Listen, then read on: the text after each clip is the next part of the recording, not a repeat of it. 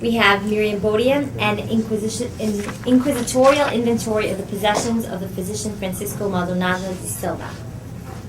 There you go.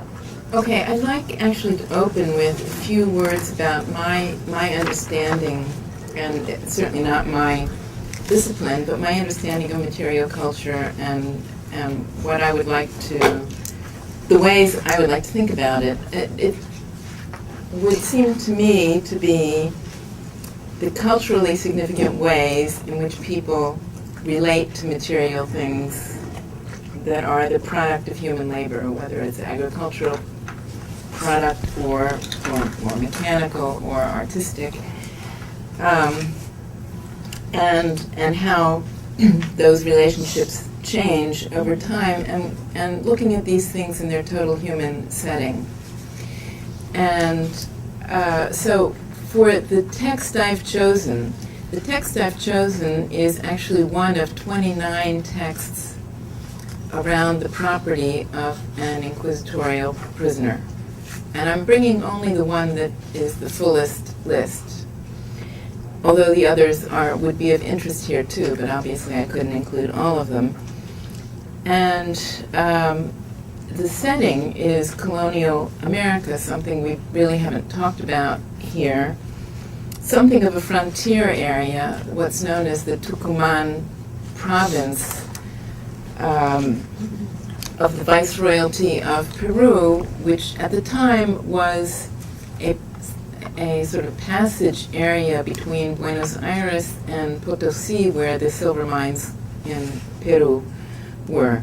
And it became a vital source of food production in the period I'm talking about, the late 16th and early 17th century, for the Potosí area. The mining area was mountainous. They needed a food supply, and it came from this area. So if you want to ask why a crypto-Jew, and the person whose belongings are listed here was a crypto-Jew, why he would choose to live in this area. He was a surgeon.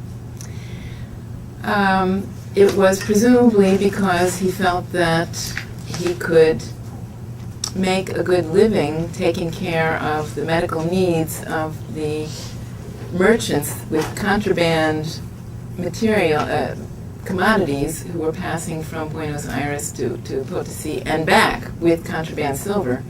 And so, in other words, the merchants who were passing through were quite wealthy.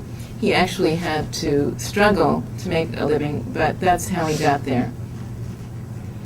And there were a number of, it was actually Portuguese New Christians who opened up this contraband trade in this area. He was the son of a Portuguese New Christian a surgeon from Lisbon, who had settled in the Viceroyalty of Peru. Not clear whether the Inquisition had been established there or not. It was established in 1569.